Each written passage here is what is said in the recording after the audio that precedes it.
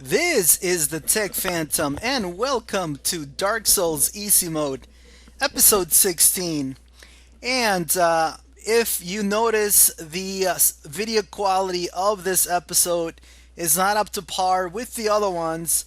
I had some technical difficulties, which I will talk about when we have some dead time during the video. But right now, let us get started right away. We are going right into a boss fight, and when we go through the fog gate, we are going to trip the cutscene for the Centipede demon.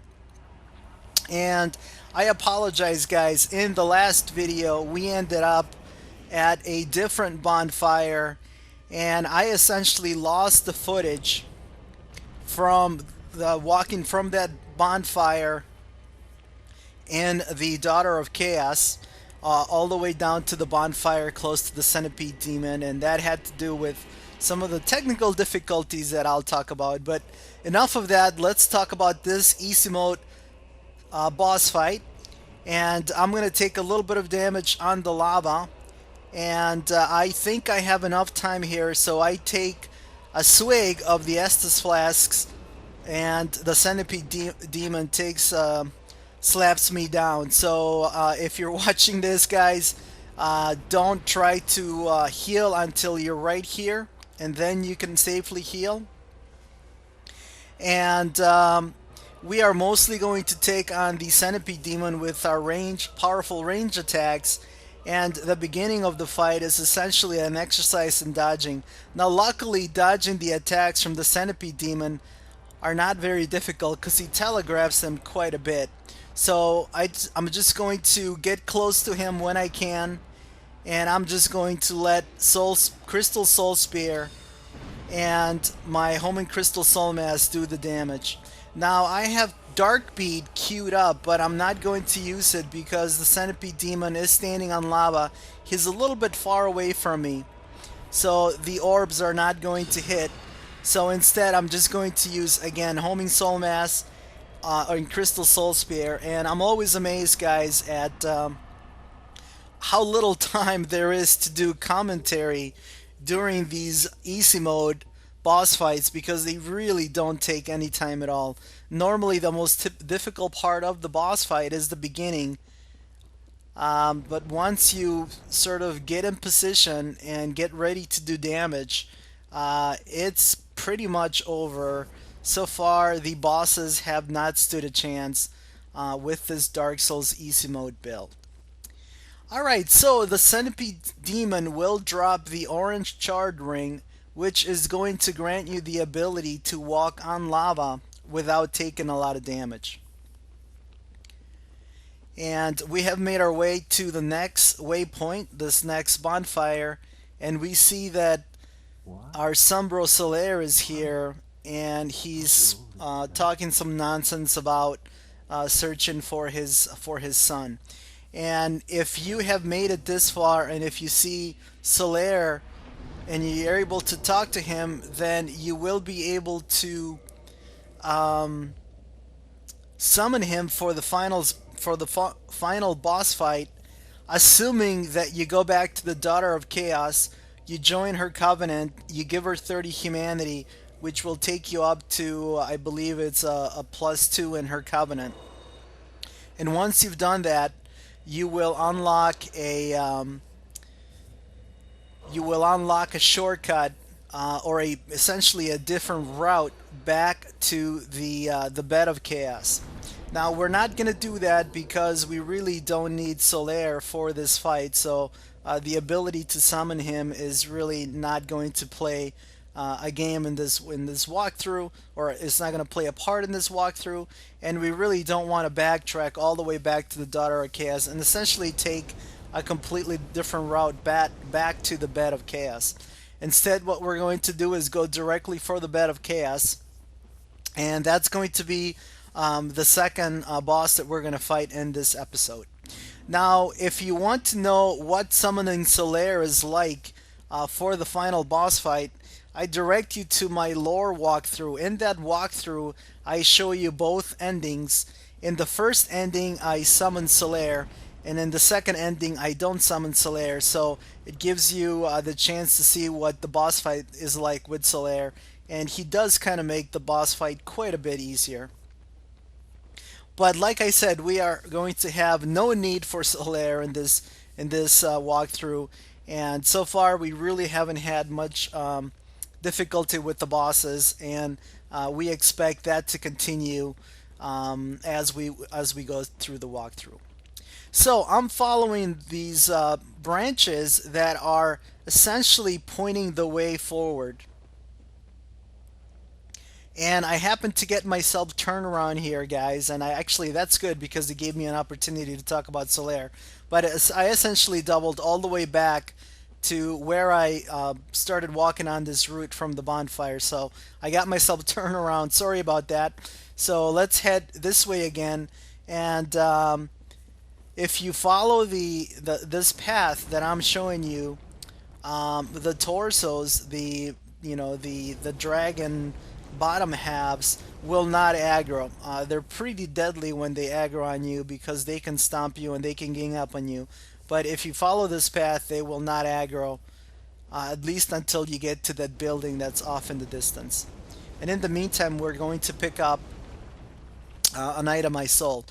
Now, in this building, we are going to find another pretty valuable item I sold, and then we're going to continue on to another building with an illusory wall that is going to house our bonfire.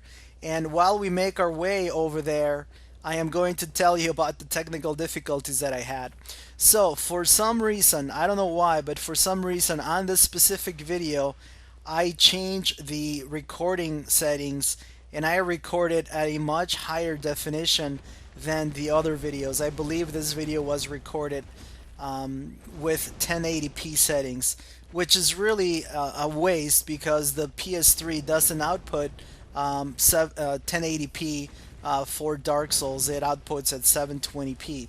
So there was no need to try to make a file that tried to encode it at 1080p, but I ended up doing it anyhow. I didn't realize it, and the file size was pretty big, and unfortunately my encoding software could not handle it, so I had to go to a backup encoding software.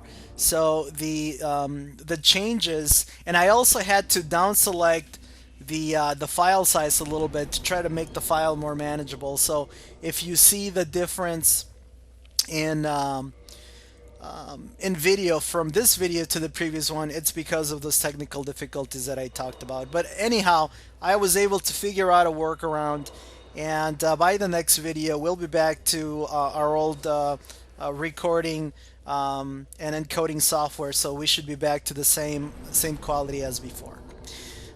So we found the bonfire and we have just about the right number of souls to level up. It looks like we need a little bit more souls. So I'm going to show you guys how to farm. If you haven't seen it before, I've shown the farming method with this easy mode build in Anor Londo when you go back to the Chamber of the Princes. And this is my favorite farming location in the game, especially if you have an intelligence build or another build that can do powerful range attacks. And that's because of how quickly you can get about 10,000 souls. And if you saw the trailer for this walkthrough, you saw me basically doing the same thing, which is one-shotting the sentinels and the Black Knights that are guarding this area, and very quickly farming 10,000 souls.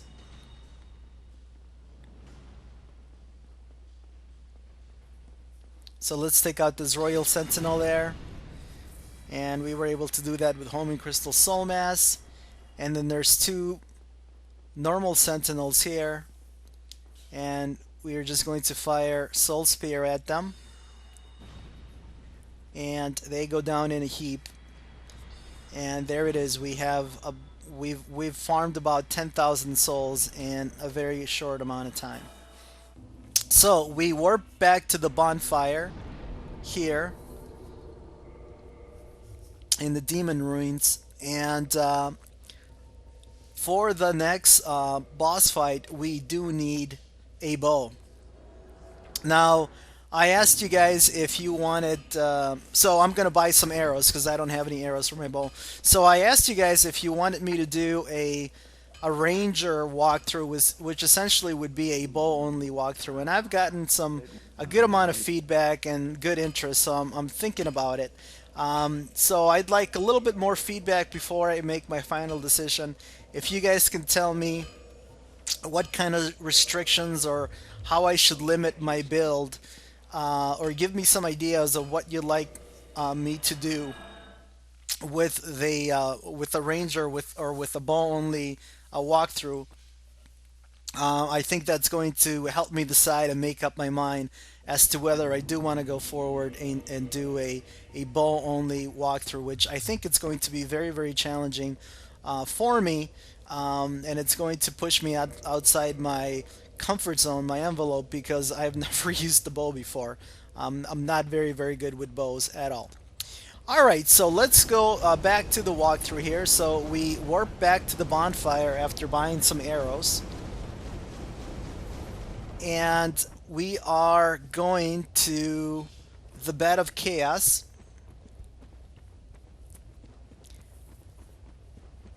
And if you saw, right after I walked out of the bonfire, I looked for that half tunnel. I went up the tunnel, and that tunnel is there was a branch that I could take, and now I'm surrounded by these demonic statues that I can run past.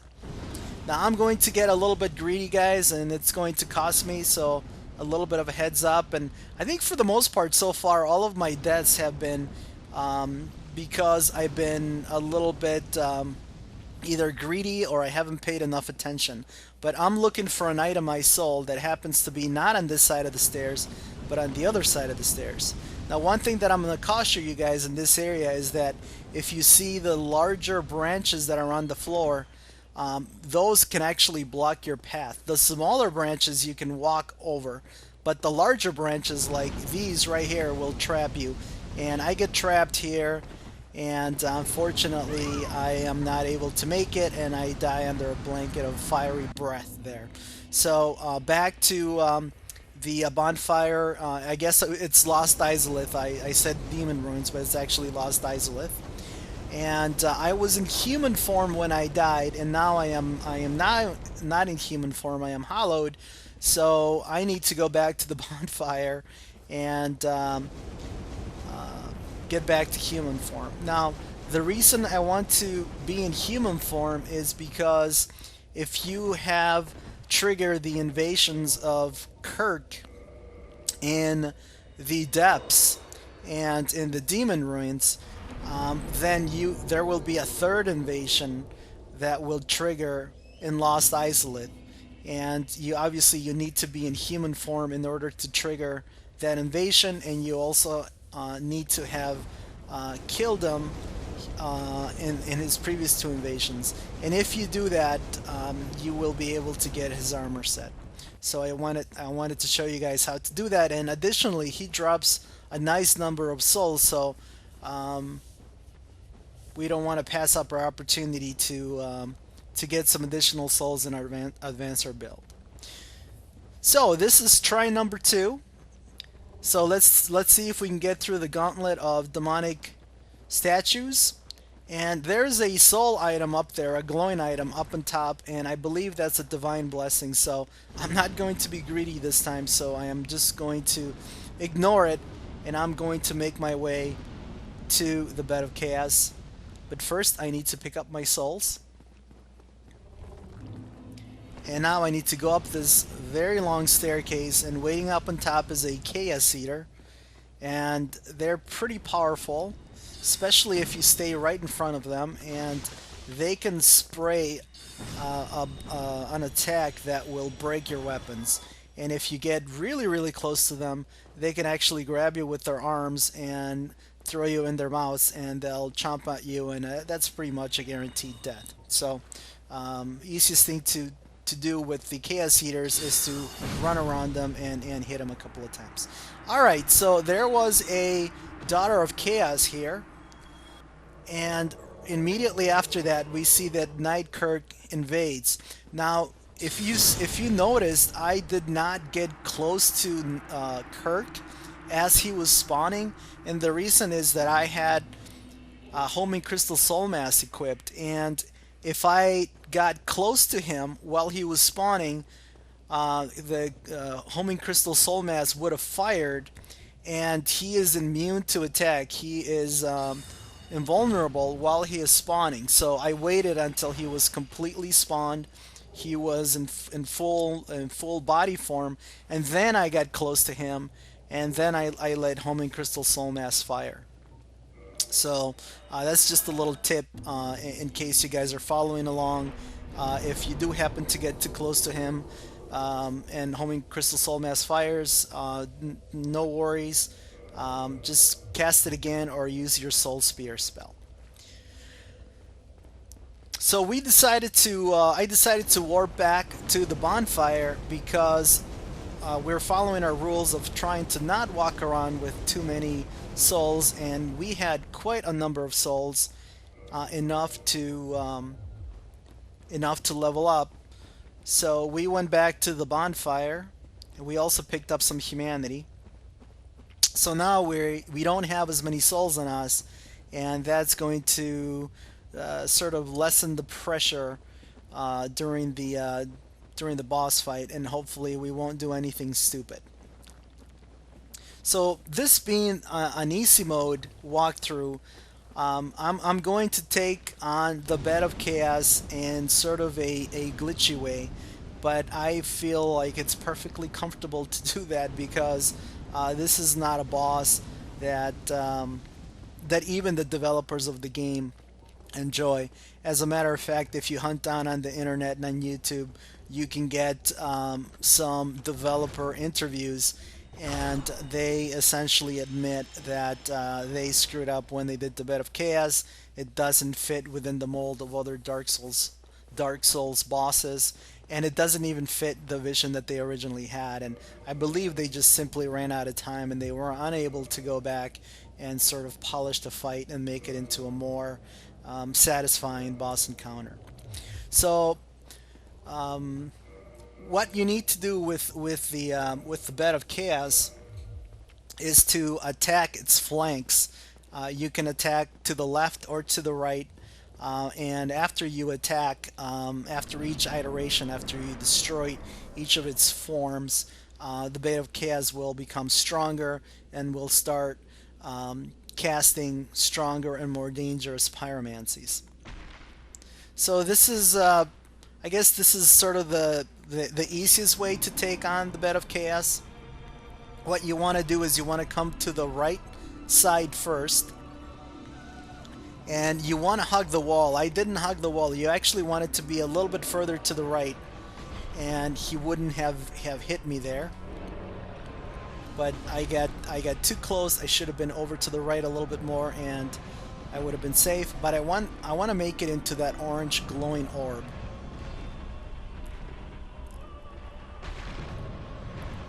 And you want to roll through the branches to break them. And if you hit down on that root, that will wake up the Bed of Chaos, and now the Bed of Chaos becomes a little bit more dangerous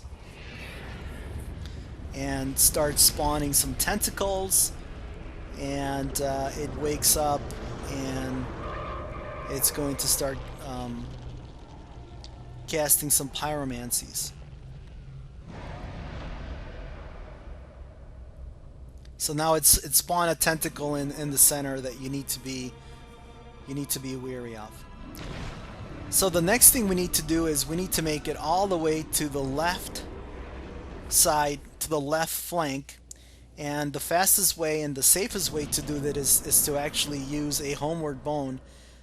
That will get you back to the fog gate, but unlike in other boss fights, your progress will have been saved. So you won't have to worry about going back to the right side. We'll just simply go to the left side, and again we want to hug the wall, because now the ground is going to start giving way under our feet. And obviously with care and with a couple of jumps, you can make it to that to the orange orb there. But what it's actually easier is to use a bow. And you could see that I don't even have enough stats to wield the bow, but that's not really necessary. I only need to do 1 point of damage on the bed of chaos. And I'm just going to start using my bow, my long bow. And you want to break the branches that are in front, and you want to fire into the heart of that orb. And you want to fire a little bit higher than what I'm doing here. I'm also going to go around and break some other branches. Now, this was only the second time that I've done this with the bow, so I really didn't know what the spot to aim at. But now that I've done it a couple of times, I can get through this section very quickly. But anyway, you want to aim towards the center where I'm aiming, but you want to aim just a little bit higher. And here I am. I don't know where the spot is, so instead of retargeting, what I did is I moved back, and I'm gonna try again.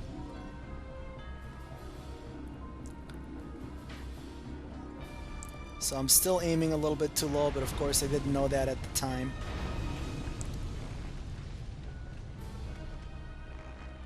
So eventually I got lucky and I got the shot. And now the bed of chaos is fully awake and at its most dangerous, and it's going to spawn additional tentacles, and now it's going to be casting some of the most dangerous pyromancies in the game. So you'll have to avoid the holes in the ground, you'll have to avoid the tentacles, you'll have to avoid that claw that sort of drags along the ground, and you'll have to avoid some pyromancies as well.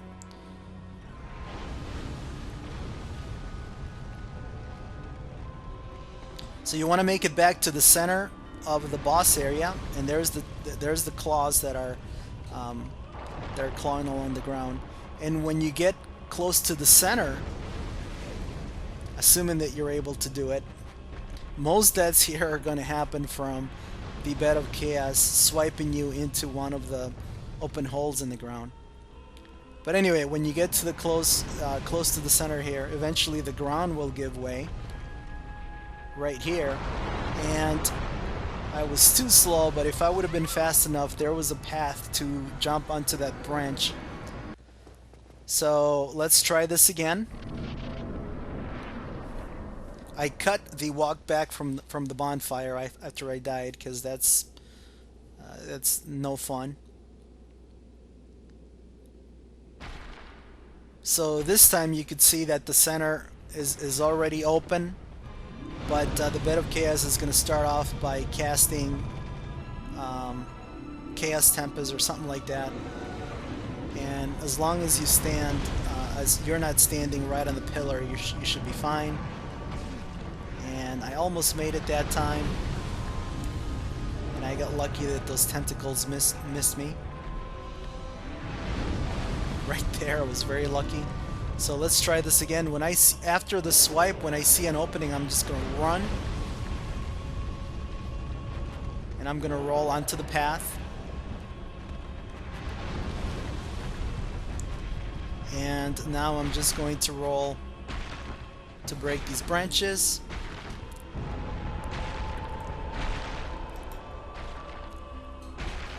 And I find the worm-like bed of chaos. And one hit is all it takes. And we've gotten a Lord Soul.